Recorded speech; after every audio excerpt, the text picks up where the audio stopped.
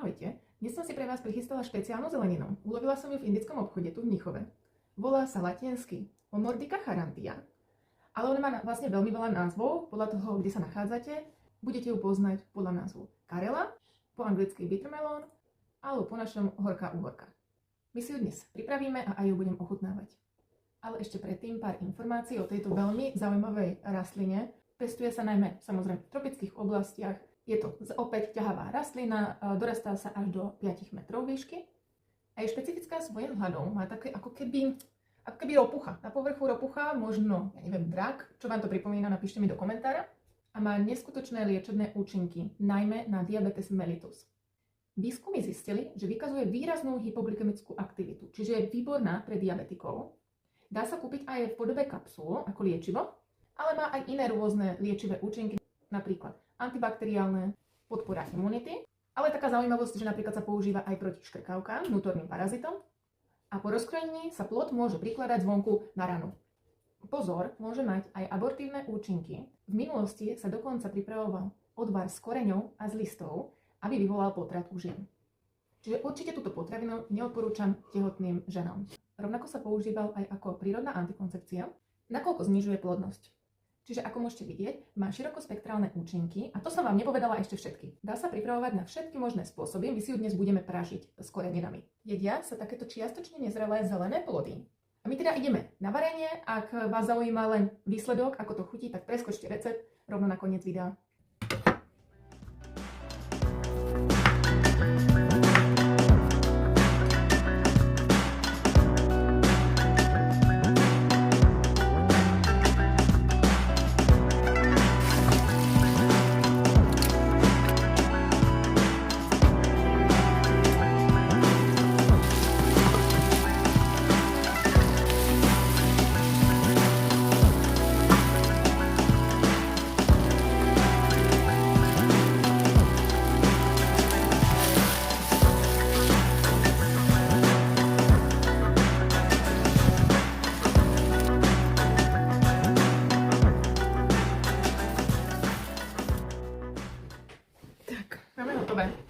Som veľmi zvedavá.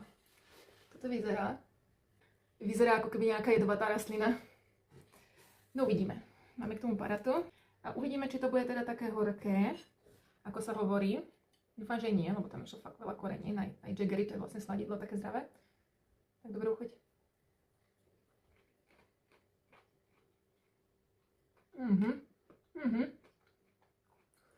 Wow. Tak toto je šialené.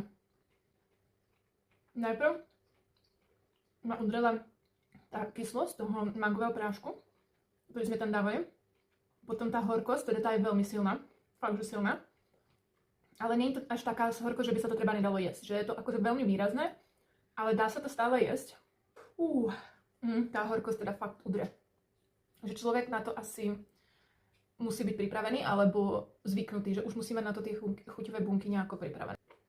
How is it? Takže je to dobré, tak OK, no. Nebude to jedlo, ktoré budem ja dávať často.